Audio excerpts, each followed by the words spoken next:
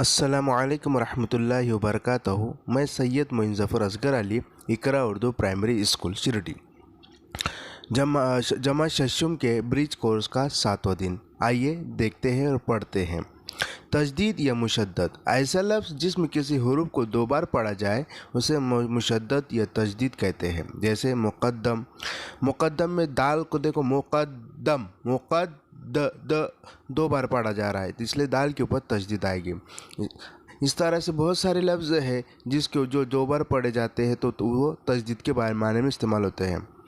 मुनासिब जगह, मुनासिब हुरूफ पर तजदीद लगाए। जैसे तनफ़ुस, तशफ़ी, तहय्यर। यहाँ पर क्या है, तनफ़ुस फ़ के ऊपर आएगा, तशफ़ी यहाँ पर भी फ़ के ऊपर तजदीद आएंगे, और तहय्यर यहाँ पर तजदीद आने वाली है।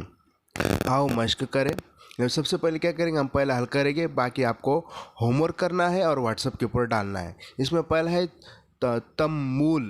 क्या है, तम्मूल। तो तजदीद क्या पर आएंगी, मीम के ऊपर। तो देखो मीम के ऊपर तजदीद है। इस तरह से बाकी आप करना है।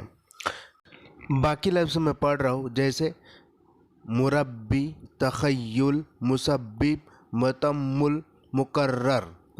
अब आपको होमवर्क घर काम दिया जा रहा है, उसको करना है। क्या है कि अपने उस्ताद वालिदैन की मदद से दरसी किताब हो, उर्दू अखबार हो, रिसाला हो, वहाँ से तजदीद वाले हुर्फ ढूंढकर लिखना है और व्हाट्सएप के ज़रिए देना है।